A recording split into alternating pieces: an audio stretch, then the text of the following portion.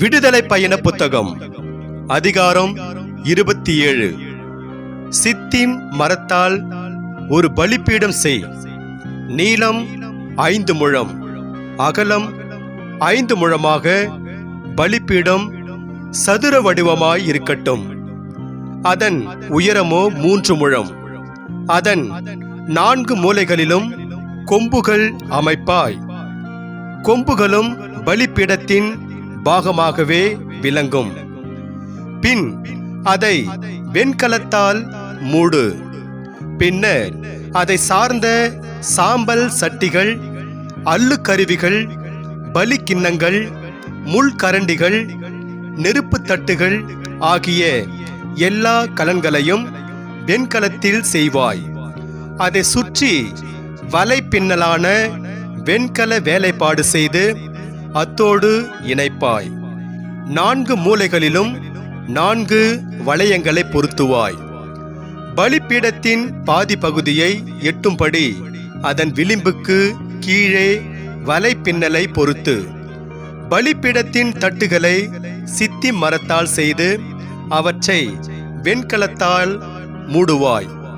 பலிபீடத்தை தூக்கி செல்வதற்காக அதன் 2 பக்கங்களிலும் இத்தண்டுகள் வளையங்களில் செலுத்தப்படும்.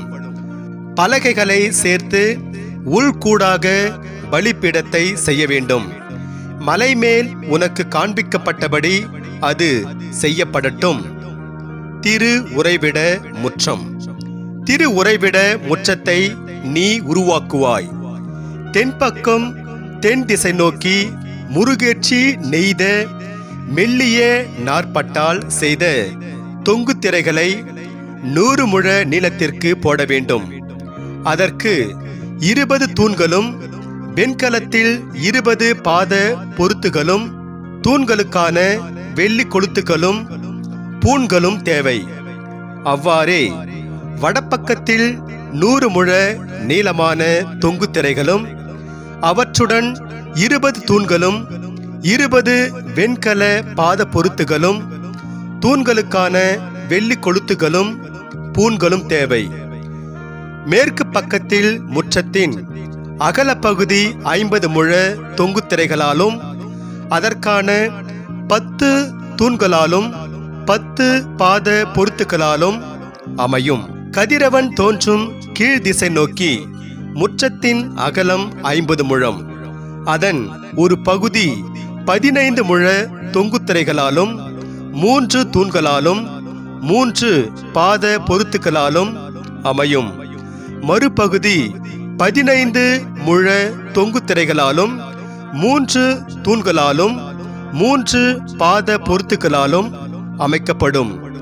நெடுப்பகுதியில் நீலம், கருஞ்சிவப்பு, சிவப்பு நிற நூலாலும் முருகேற்றி நெய்த மெல்லிய நாற்பட்டாலும் பின்னல் வேலைப்பாட்டுடன் அமைந்த 20 முழ தொங்குத்திரை முற்றத்தின் நுழைவாயிலாக விளங்கும். அதற்காக 4 தூண்களும் 4 பாத பொருத்துகளும் அமைக்கப்படட்டும். முற்றத்தை சுற்றியுள்ள எல்லா தூண்களுமே வெள்ளியால் மூடப்பட்டிருக்கும். அவற்றின் கொளுத்துகள் வெள்ளியாலும் பாத பொருத்துகள் வெண்கலத்தாலும் செய்யப்படும். முற்றத்தின் நீளம் 100 முழம், அகலம் 50 முழம், உயரம் 5 முழம். திரைகள் முருகேற்றி நெய்த மெல்லிய நாற்பட்டாலானவை. பாத பொருத்துகள் வெண்கலத்தாலானவை. திரு உறைவிட திருப்பணிகளுக்கான அனைத்து பொருட்களும் அங்குள்ள கொளுத்துகளும் முற்றத்திலுள்ள எல்லா கொளுத்துகளும் வெண்கலமாயிருக்கும்.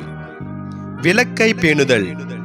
விளக்குக்காக பிழிந்த தூய்மையான ஒலிவ எண்ணெய் கொண்டு வரப்பட வேண்டுமென்று இஸ்ரவேல் மக்களுக்கு நீ கட்டளையிடுவாய். சந்திப்பு கூடாரத்தில் உடன்படிக்கை பேழைக்கு முன்னுள்ள தொங்கு திரைக்கு வெளியே அணையா விளக்கு எரிந்து கொண்டிருக்கட்டும். ஆரோனும் அவன் புதல்வரும் இரவிலும் பகலிலும் அதை கவனித்துக் கொள்ளட்டும். தலைமுறைதோறும் இஸ்ரவேல் மக்களிடையில் மாறாமல் நிற்கும் சட்டம் இது.